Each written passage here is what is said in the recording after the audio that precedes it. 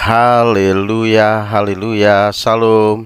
Selamat pagi Bapak Ibu Saudara yang dikasihi dan diberkati Tuhan dimanapun saat ini Anda berada. Kembali di pagi hari ini berjumpa dengan saya, hambanya, Pastor Cornelius Rahtomo Jati. Dan di pagi hari ini, di hari Minggu ini, saya mengajak setiap kita untuk kembali mendengarkan akan kebenaran firman Tuhan. Dan sebelum kita mendengarkan akan kebenaran firman Tuhan, saya mengajak setiap kita untuk berdoa. Mari kita berdoa. Bapa di surga, dalam nama Tuhan Yesus Kristus, kami bersyukur kepadamu Bapa buat anugerah-Mu, buat kebaikan-Mu dalam kehidupan kami. Hingga saat ini kami masih ada, sebagaimana kami ada semua karena kebaikan-Mu saja dalam kehidupan kami ya Tuhan. Untuk itu di pagi hari ini kami merindukan Tuhan, melawat kami, Engkau mengurapi setiap kami ya Tuhan. Sehingga kalau sebentar kami dengarkan bagian dari kebenaran firman-Mu, firman-Mu dapat kami pahami Tuhan dan kami lakukan dalam kehidupan kami, sehingga hidup kami disertai dan diberkati oleh Tuhan. Untuk itu ya Bapa, sampaikan firman-Mu, kami siap untuk mendengarkan. Hanya demi nama Yesus Kristus Tuhan kami mengucap syukur, kami berdoa. Haleluya. Amin, amin, puji Tuhan.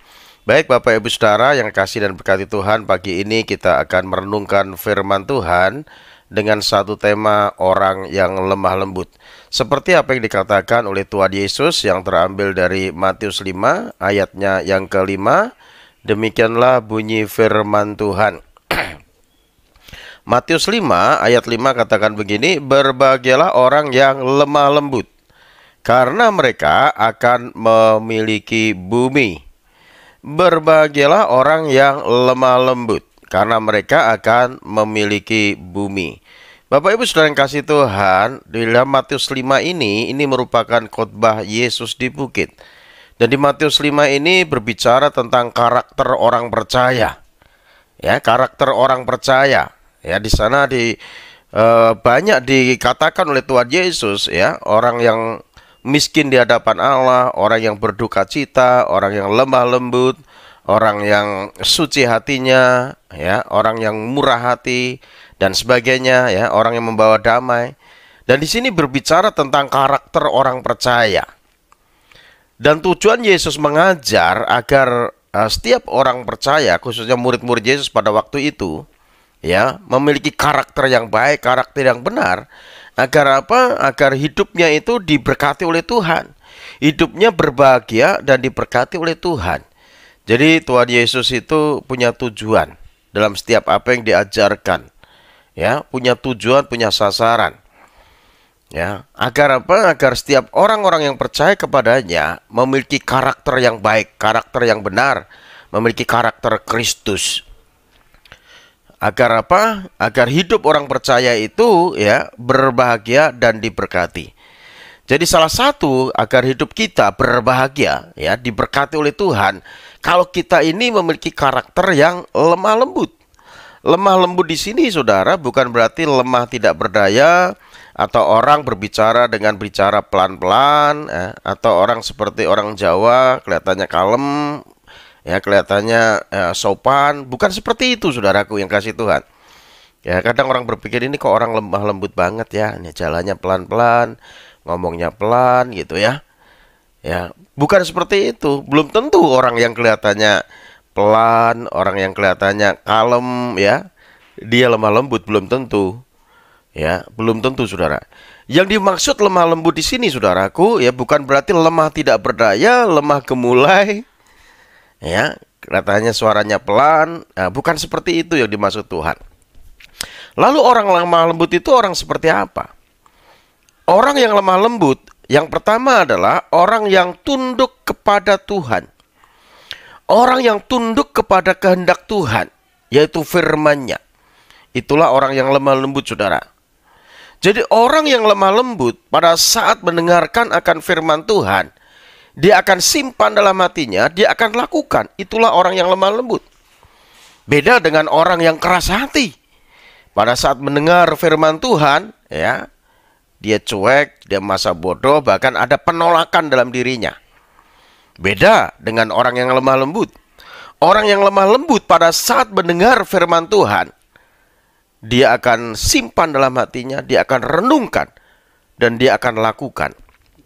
Itulah orang yang lemah lembut, saudara. Artinya orang yang tunduk kepada kehendak Tuhan, yaitu firman-Nya. Apakah saudara orang yang lemah lembut? Yang tahu adalah kita sendiri dengan Tuhan. Kalau kita lemah lembut, maka hidup kita akan berbahagia. Karena firman Tuhan itu memberikan kita kebahagiaan, saudara. Orang yang merenungkan firman Tuhan siang dan malam, Alkitab katakan, orang ini seperti pohon yang ditanam di tepi aliran air, yang akan menghasilkan buahnya pada musimnya, dan tidak akan mengalami layu daunnya. Apa saja yang dikerjakannya, apa saja yang diperbuatnya, akan dibuat Tuhan berhasil. Itulah orang-orang yang lemah lembut, orang yang mau tahu tunduk kepada kehendak Tuhan melalui firman-Nya. Orang yang mau melakukan firman Tuhan, merenungkan siang dan malam. Sehingga hidupnya pasti akan berbahagia. Karena apa? Karena yang didapat itu keberhasilan dalam kehidupannya. Untuk itu mari, jadikan diri kita pribadi yang lemah lembut. Supaya apa? Kita hidup berbahagia dan diberkati oleh Tuhan. Amin, saudara. Dan lemah lembut ini bagian dari buah roh. Bagian dari buah roh itu adalah kelemah lembutan. Saudara bisa baca nanti di dalam Galatia 5 ayat 22-23. Di sana ada 9. Ya, ada 9. Buah roh itu ada 9. Salah satunya itu kelemah lembutan. Itu sebelum penguasaan diri. Jadi orang yang lemah lembut artinya dia mengeluarkan buah roh.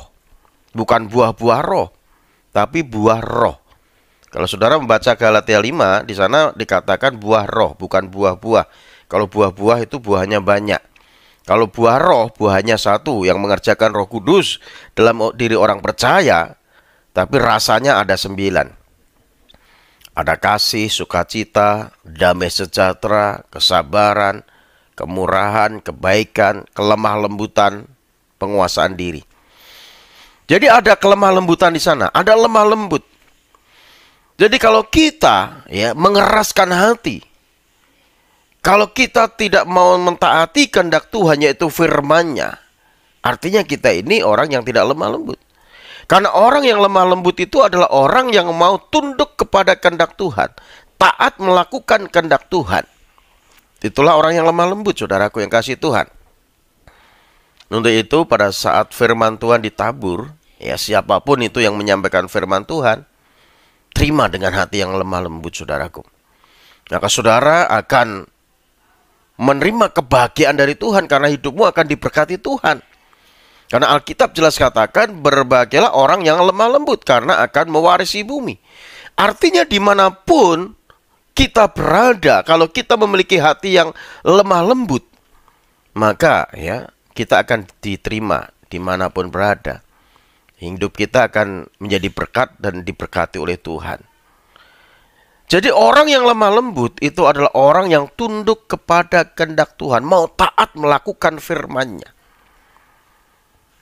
Saya jamin saudara, kalau kita mau taat melakukan firman Tuhan pasti tergenapi dalam kehidupan saudara. Hidupmu akan berbahagia, seperti yang dikatakan pemazmur juga dalam Mazmur 1.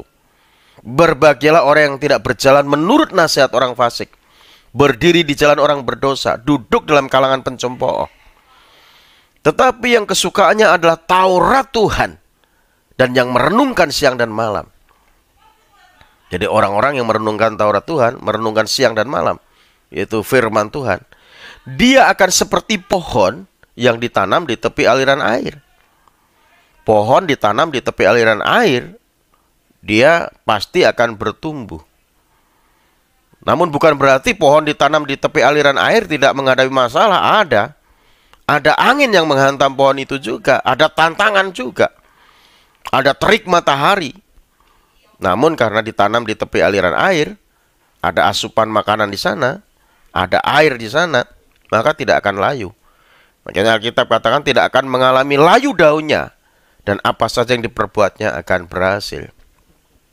Dan itu yang dikatakan firman Tuhan. Dan itu akan kita alami tatkala kita ini memiliki hati yang lemah lembut. Kadang ada orang, saya perhatikan dalam suatu ibadah, saudara, kalau saya lagi khotbah di mimbar, itu kan semua jemaat bisa kita lihat. Itu kelihatan. Dari mimbar mana jemaat yang sungguh-sungguh mendengar firman Tuhan, mana jemaat yang tidak sungguh-sungguh, bahkan yang mengeraskan hati itu tadi, yang tidak lemah lembut, ya kan? Mendengar firman Tuhan pada saat khotbah disampaikan, ada yang mukanya berseri, bersukacita, ya, dia senang sekali karena firman Tuhan ditaburkan, karena firman Tuhan itu perkataan Tuhan sendiri. Dan itu kelihatan dari mimbar. Ada juga yang cuek, yang acuh tak acuh, masa bodoh gitu ya. Dan sambil ngantuk-ngantuk, sambil duduk drolsor gitu, saudaraku. Ada seperti itu. Ada yang mukanya sinis juga. Pada saat khotbah pendeta dipelototin. Iya. Ini pendeta khotbahin gua ini. Ya, padahal khotbah pendeta itu untuk semua. Tapi dia merasa buat dia. Kalau merasa buat dia itu bagus, masih merasa. Ya kan? Tapi merasa buat dia, tapi dia menolak. Itu artinya dia memiliki hati yang keras hati, bukan lemah lembut. Ada yang responnya ngangguk-ngangguk pada saat khotbah disampaikan. Ngangguk-ngangguk. Artinya diresponi dengan baik. Tandanya tahu. Tapi ngangguk-ngangguk juga bisa dua kemungkinan. Kalau ngangguknya naik turun, itu tandanya tahu. Kalau ngangguknya lambat, naiknya cepat, itu bisa kemungkinan ngantuk, saudaraku. Ada yang seperti itu, macam-macam beda responnya. Dan kita harus menyadari firman Tuhan itu perkataan Tuhan sendiri. Karena Alkitab katakan, Yohanes 1 ayat 1 katakan begini, pada mulanya adalah firman, dan firman itu bersama-sama dengan Allah, dan firman itu adalah Allah sendiri. Firman itu adalah Allah sendiri. Kalau kita tahu firman itu adalah Allah, harusnya kita terima firman Tuhan dengan hati yang lembut. Alkitab katakan Yohanes 1 ayat 14, firman itu telah menjadi manusia dan diam di antara kita supaya kita melihat kemuliaannya, yaitu kemuliaan Bapa yang diberikan kepada anaknya. Kita harus sadar tuh, saudaraku. Kita harus tahu bahwa firman Tuhan itu adalah perkataan Tuhan. Untuk itu setiap firman Tuhan yang saudara dengarkan, terima dengan hati yang lemah lembut. Maka saudara akan disertai Tuhan dan hidupmu akan berbahagia. Makanya firman Tuhan katakan begini di dalam Filipi 4 ayat 9. Apa yang telah kamu pelajari, yaitu firman Tuhan. Apa yang telah kamu dengar. Apa yang telah kamu terima. Apa yang kamu lihat padaku, lakukanlah semuanya itu. Maka Allah sumber damai sejahtera akan menyertai kamu. Jadi kalau kita mau disertai Tuhan, terima firman Tuhan dengan hati yang lemah lembut. Dan taati firman Tuhan itu, lakukan firman Tuhan itu. Maka saudara akan disertai Tuhan dimanapun Anda berada. Kalau saudara disertai Tuhan, maka apa yang sudah lakukan, apa yang sudah kerjakan, akan Tuhan buat berhasil. Jadi di mana saja, kapan saja, nggak peduli itu tanah yang kering, ataupun tanah yang subur, atau tempat basah, atau tempat kering, nggak peduli. Kalau kita dengar-dengaran dengan Tuhan, kita memiliki hati yang lembut, ya, di tempat apapun, tidak tergantung situasi kondisi apapun. Entah itu sekarang lagi COVID atau tidak. Nggak tergantung situasi kondisi apapun. Karena orang yang lemah lembut akan mewarisi bumi. Dimanapun kita berada, kita diberkati Tuhan. Kita akan diberi keberhasilan oleh Tuhan. Karena Tuhan menyertai tangan kita. Apa yang kita kerjakan, Tuhan buat berhasil, saudara. Ingat, di dalam kejadian 26, cerita tentang Ishak. Ya, Ishak di negeri orang asing. Dan pada waktu itu terjadi kelaparan yang begitu hebat. Dan Alkitab katakan itu bukan kelaparan pertama. Itu bukan kelaparan pertama, karena sebelumnya pernah terjadi kelaparan juga. Ya, yang dialami oleh siapa? Ayahnya Ishak, Abraham. Dan pada saat terjadi kelaparan, lalu Tuhan berfirman kepada Ishak, jangan jangan pergi ke Mesir. Tetap tinggallah di negeri orang asing. Dan itu kata firman Tuhan. Lalu respon Ishak, dia dengar-dengaran dengan Tuhan. Dia memiliki hati yang lemah lembut, saudaraku. Dia dengar apa yang dikatakan firman Tuhan, dia tunduk kepada firman Tuhan. Ishak mendengarkan apa yang dikatakan oleh firman Tuhan. Jangan pergi ke Mesir, tetap tinggallah di negeri yang akan kutunjukkan kepadamu, di negeri orang asing ini. Yaitu di mana? Di Gerar, negeri orang Filistin, saudara. Dan Tuhan berjanji bahwa setiap tempat yang diinjak oleh telapak kakimu akan jadi kepunyaanmu. Seperti yang kujanjikan kepada ayahmu Abraham. Lalu respon Ishak, dia dengar-dengaran dengan Tuhan. Dia mendengar suara Tuhan. Dan dia tetap tinggal di Gerar, saudara.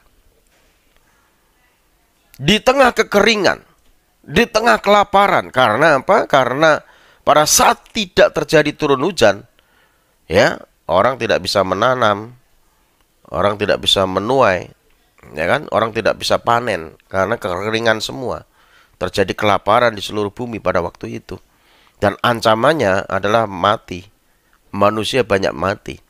Karena apa? Kelaparan. Namun yang luar biasa, karena Ishak ini memiliki hati yang lemah lembut. Dia mau dengar-dengaran dengan firman Tuhan.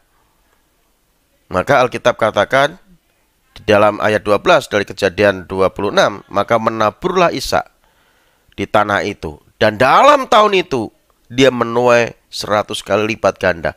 Sehingga orang itu menjadi kaya, kian lama kian kaya, bahkan bertambah kaya. Saudara nanti bisa baca sendiri di dalam Kejadian 26 ayat 12-23.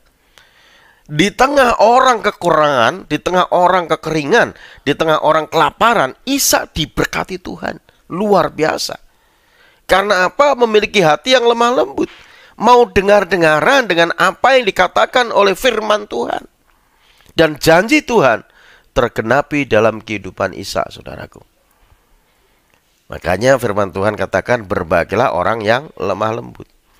Kalau saudara merindukan hidupmu berbahagia dan diberkati Tuhan, milikilah hati yang lemah lembut.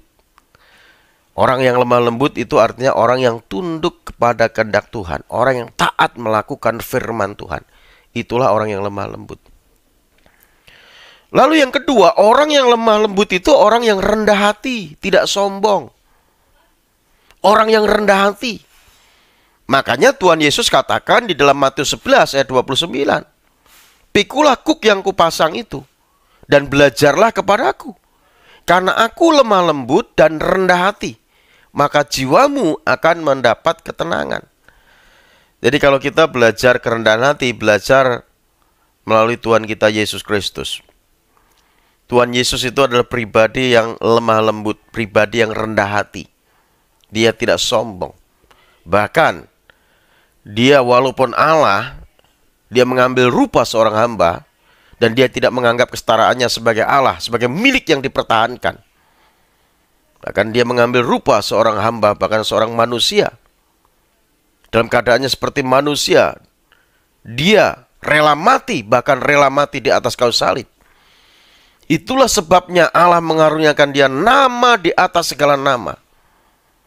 Supaya setiap lidah mengaku, lutut bertelut, bahwa Yesus Kristus adalah Tuhan.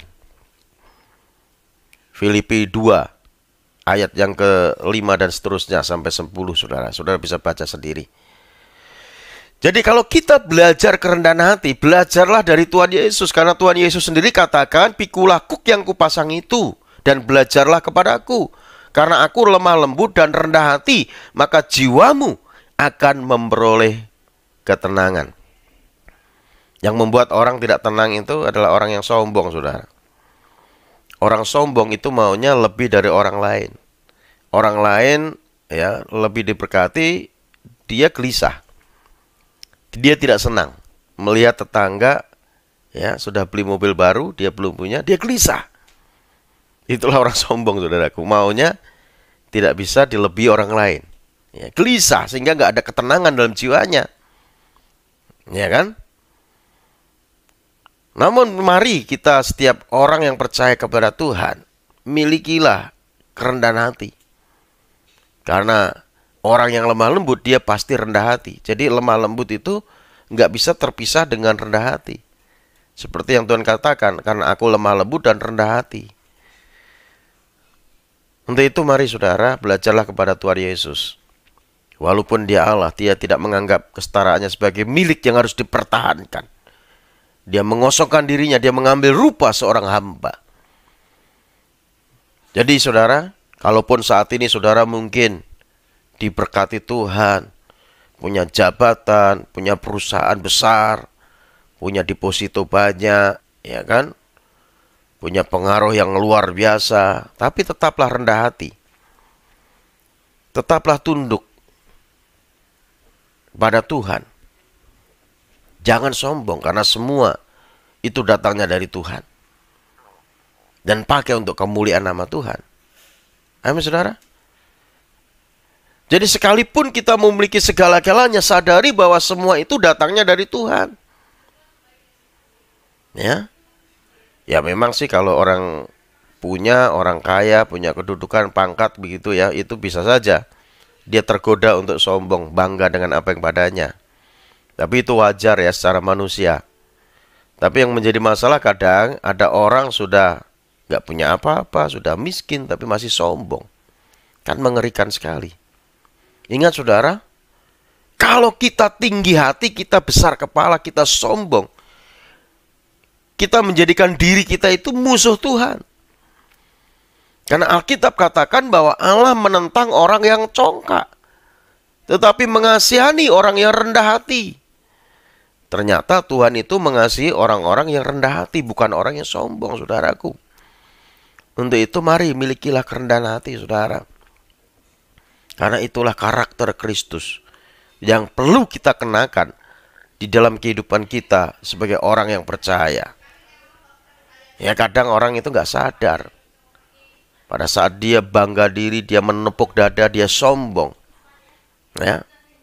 Dia pikir dia bisa terus seperti itu, dia bisa terus di atas. Nggak bisa seperti itu, saudaraku. Suatu kali Allah akan menurunkanmu kalau engkau sombong. Ingat sadar cerita di Alkitab tentang Raja Nebukadnezar dengan kesombongannya. Dihancurkan. Direndahkan. Jadi orang yang rendah hati akan ditinggikan Tuhan, tapi orang yang tinggi hati akan direndahkan oleh Tuhan. Karena Alkitab jelas katakan bahwa Allah menentang orang yang congkak, tetapi mengasihi orang yang rendah hati. Dan kalau kita mau lemah lembut, rendah hati, belajar kepada Tuhan Yesus. Amin saudara. Dan itulah orang yang lemah lembut, orang yang memiliki kerendahan hati. Lalu yang ketiga, orang yang lemah lembut adalah orang yang mampu mengontrol dirinya sendiri. Orang yang mampu mengendalikan dirinya sendiri. Itulah orang yang lemah lembut. Ya, musuh utama dalam kehidupan kita itu sebenarnya bukan setan, bukan iblis. Karena iblis telah dikalahkan di bawah kaki Tuhan. Dan Tuhan katakan segala kuasa di surga dan di bumi telah diberikan kepadaku. Dan kita diperintahkan pergi ke seluruh dunia, beritakan Injil kepada segala makhluk. Dan kuasa itu diberikan bagi kita orang yang percaya kepadanya. Dalam Markus 16 ayat yang ke-17-18. Di sana diberi kuasa setiap orang yang percaya. Amin saudaraku. Ya, jadi iblis sudah dikalahkan di bawah kaki kita orang percaya yang tentunya hidup dalam kebenaran firman Tuhan. Jadi iblis itu bukan musuh yang terbesar. Musuh yang terbesar itu adalah diri kita sendiri. Diri kita sendiri inilah musuh yang terbesar. Karena dalam diri kita ini banyak sekali ya hal-hal yang tidak sesuai kehendak Tuhan. Ya kan? Kadang kita nggak bisa mengontrol diri kita sendiri. Kita menuruti hawa nafsu dan berbuat menurut kehendak kita sendiri, bahkan bisa merugikan orang lain. Jadi orang yang lemah lembut itu adalah orang yang bisa mengontrol dirinya sendiri. Artinya memiliki penguasaan diri. Kalau kita membaca dari Galatia 5 ayat 22, 23, itu buah roh itu yang terakhir adalah penguasaan diri. Jadi musuh yang terbesar itu diri kita sendiri, ya.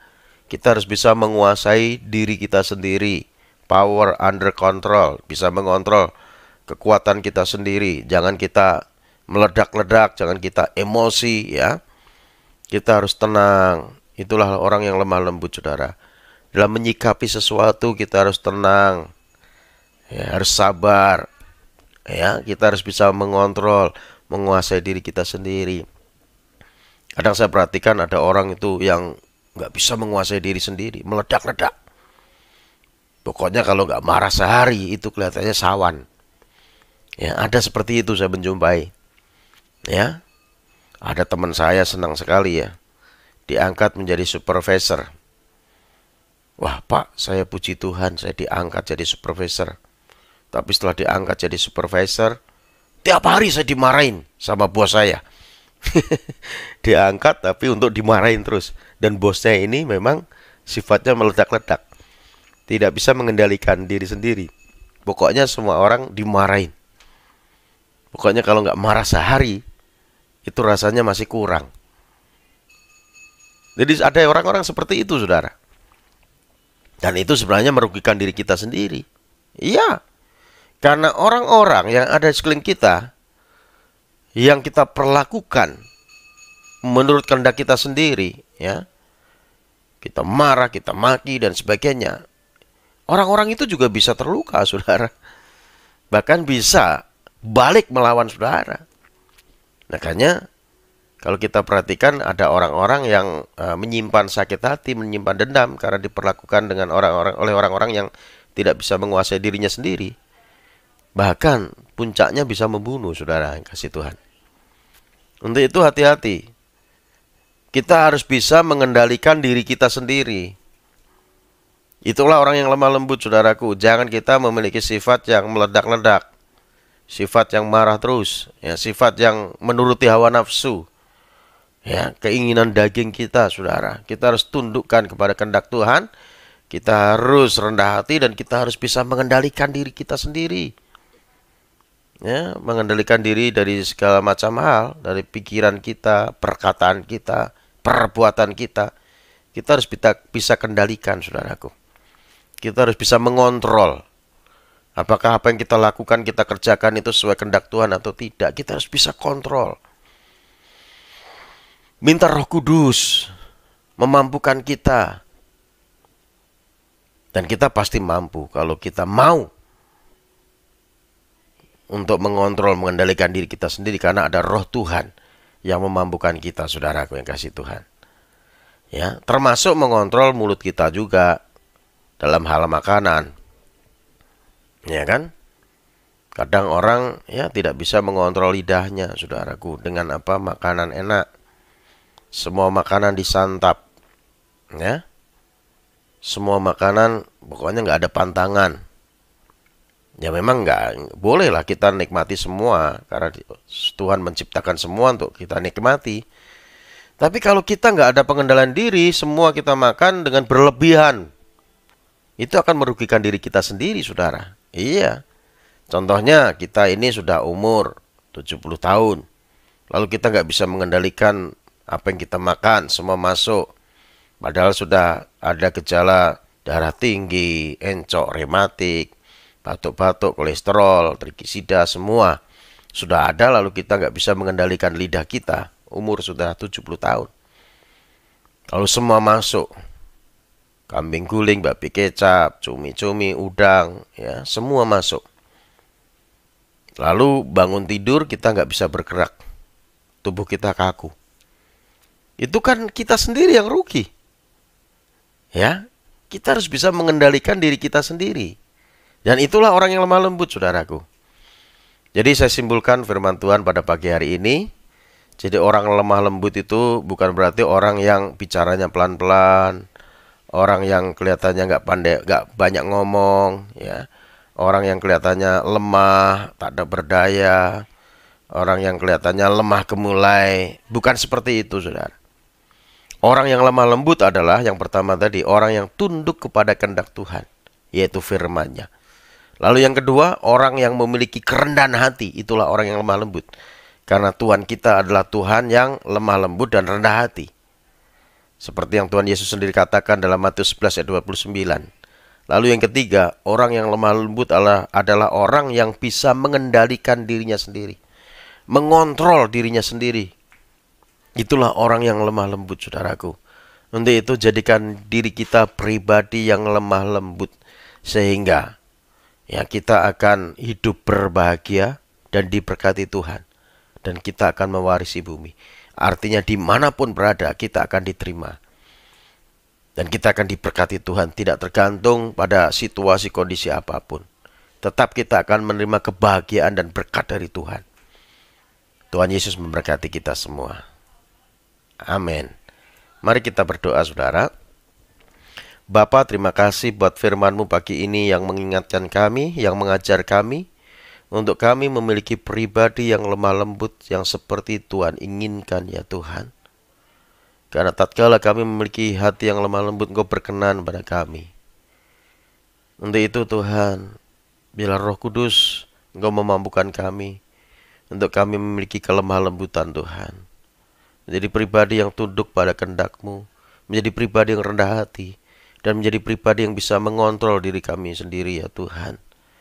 Sehingga hidup kami menjadi berkat dimanapun Tuhan tempatkan, dan Engkau berikan kami kebahagiaan ya Tuhan. Berkati kami semua pagi ini ya Tuhan. Limpahi dengan kasih-Mu, limpahi dengan kebaikan Tuhan. Terima kasih Bapa. Dan sebentar kami rindukan Engkau memberkati kami semua dengan berkat yang terbaik. Mari kasih Tuhan arahkan hati-Mu untuk kita menerima berkat yang terbaik dari Tuhan. Biarlah Tuhan Yesus memberkati rumah tanggamu. Tuhan Yesus memberkati kesehatanmu. Tuhan Yesus memberkati usaha dan pekerjaanmu. Tuhan Yesus memberkati pelayananmu. Biar apa yang kau rencanakan, kau usahakan akan selalu Tuhan Yesus buat berhasil. Sehingga nama Tuhan terus dipermuliakan di kehidupanmu. Terimalah anugerah berkat yang berlimpah-limpah dari Allah Bapa kita di surga. Cinta kasih sayang daripada Tuhan kita Yesus Kristus. Oleh persekutuannya dengan kuat kuasa Roh Kudus menyertai kita sekalian. Mulai saat ini, besok hingga Yesus menjemput kita. Masuk dalam kehidupan kekal sampai selama-lamanya. Setiap kita yang sudah diberkati Tuhan dan yang percaya, sama-sama katakan, amin, amin, puji Tuhan.